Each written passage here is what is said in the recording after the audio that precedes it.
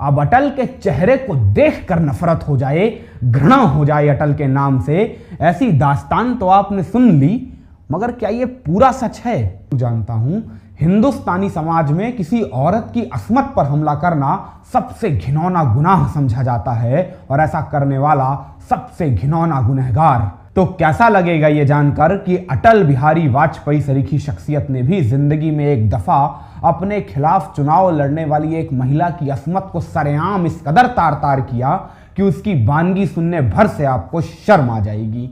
अटल पर यह यकीन से परे खुलासा अभी हाल में ही द वायर नाम के एक बड़े मीडिया नेटवर्क ने अटल पर एक खास लेख लिखकर किया है, जिस लेख के भीतर अटल की जिंदगी के वो पन्ने उकेरे गए हैं जिन पन्नों को जो कोई पढ़ रहा है हैरत में पड़ जा रहा है। दरअसल उस लेख में बरस 1962 के एक वाकये का जिक्र करते हुए लिखा है कि जब अटल 1962 में दूसरी दफा बलरामपुर से चुनावी मैदान में थे, तब कांग्रेस ने उनके सामने एक महिला को चुनावी प्रत्याशी बनाकर मैदान में उतारा था।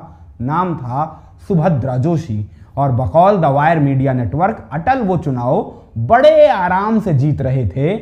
मगर तभी एक रोज एक रैली के दौरान सार्वजनिक मंच पर सबके सामने अटल ने एक ऐसी हरकत की जिसे दुनिया का कोई भी सभ्य समाज स्वीकार ही नहीं कर सकता है। हुआ यूं कि सुभद्रा जोशी चुनाव प्रचार के दौरान बारंबार एक ही तकिया कलाम का इस्तेमाल कर रही थी कि आप मुझे वोट देकर जिताइए, मैं 300 दिन आपकी सेवा करूंगी। स्वाभाविक रूप से जैसे सभी प्रत्याशी करते हैं कि आप हमें वोट दे दो तो हम 365 दिन आपकी सेवा करेंगे, हमेशा आपके साथ रहेंगे, सुख दुख में खड़े रहेंगे, वैसे ही सुभद्रा भी कहती थी कि मैं 300 दिन आपकी सेवा करूंगी। और अटल ने उस रोज सबके सामने सार्वजनिक मंच पर सुभद्रा जोशी की ओर इशारा करते हुए कहा, सुभद्रा जी कह रही हैं कि वो 300 दिन आपकी सेवा करेंगी, जबकि सत्य तो यह है कि महीने के कुछ दिनों में वो सेवा करने लायक रहेंगी ही नहीं। यानी स्पष्ट रूप से इशारा सुभद्रा के मासिक धर्म की ओर था। अब भारतीय समाज हो या दुनिया का कोई समाज, किसी भी महिला के पीरियड्स के विषय में सबके सामने सरेआम मंच पर इस तरह की बातें करना किसी भी सभ्य समाज को अस्वीकार्य होगा। और बकौल द वायर मीडिया नेटवर्क अटल की इस फबती के बाद समूचे बलरामपुर में अटल के खिलाफ विद्वेष फैल गया, जिस विद्वेष के फलस्वरूप अटल के खिलाफ एक लहर सी चल पड़ी, जिस लहर का खामियाजा पराजय के स्वरूप में और अटल की मुट्ठी में कैद हो चुकी चुनावी जीत मुट्ठी से रेत की तरह फिसल गई।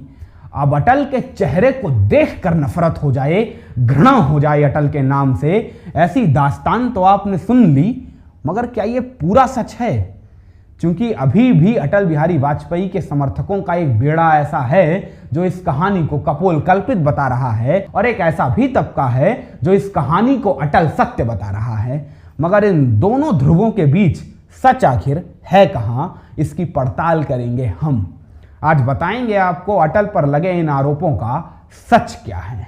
तो सबसे पहले तो लगे हाथ 1962 के लोकसभा चुनावों की वो कहानी सुनिए, जो कहानी दर्जनों किताबों, दर्जनों साक्षात्कारों और दर्जनों लेखों में दर्ज है, मगर द वायर के इस लेख में उन कहानियों का जर्रा भर भी कहीं दर्ज नहीं किया गया है। मसलन अटल बिहारी वाजपेयी को बलरामपुर के उस चुनाव के भीतर करपात्री जी महाराज का आशीर्वाद प्राप्त था। यही नहीं, अटल की तमाम रैलियों के दौरान कई दफा करपात्री जी महाराज भी उपस्थित रहा करते थे। करपात्री जी महाराज हिंदू समाज के सबसे प्रतिष्ठित संतों में से एक, जिनका आशीर्वाद हिंदू समाज में बेहद मायने रखता है और उनकी उपस्थिति एक गरिमा का आभास कराती है। तो आप कल्पना करके देखिए, एक संत की उपस्थिति में कोई शख्स ऐसी टिप्पणी देने का साहस भी कर सकता है।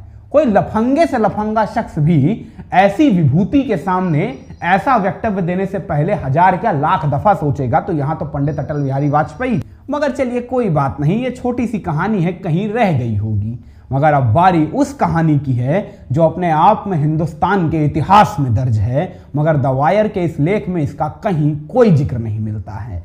हुआ यूं था कि जब पंडित अटल बिहारी वाजपेयी के खिलाफ चुनाव लड़ने के लिए पंडित जवाहरलाल नेहरू की अनुशंसा पर हरियाणा के करनाल से उठाकर सुभद्रा जोशी को बलरामपुर भेज दिया गया, तब सुभद्रा जोशी बलरामपुर में पहली दफा कदम रख रही थी और बलरामपुर की समूची परिस्थितियों से पूर्णतः अपरिचित थी। तो कार्यकर्ताओं में अपना भरोसा जगाने के लिए और लोगों के साथ अपना कनेक्ट बढ़ाने के लिए सुभद्रा बारंबार हर गली नुक्कड़ चौक चौराहों पर होने वाली जनसभाओं में जनता से कहा करती थी कि अभी पंडित जी भी आएंगे चुनाव प्रचार करने, पंडित जवाहरलाल नेहरू भी आपके सामने आएंगे। इसीलिए सुभद्रा ने पंडित जवाहरलाल नेहरू को कई दफा पत्र लिखकर बलरामपुर आने का निमंत्रण भी भेजा कि बलरामपुर में चुनाव प्रचार करने अवश्य आएं, आपको मालूम है ये चुनाव कितना कठिन है। मगर कहानी में ट्विस्ट तब आता है जब पंडित जवाहरलाल नेहरू अटल बिहारी वाजपेयी के खिलाफ चुनाव प्रचार करने के लिए साफ तौर से इनकार कर देते हैं। पंडित जी कहते हैं लड़का अच्छा बोलता है, विदेश नीति की अच्छी समझ है, कविता भी अच्छी लिखता है, ना मैं उसके खिलाफ चुनाव प्रचार नहीं करूंगा। मगर पंडित जी कांग्रेस के समर्पित कार्यकर्ता भी थे।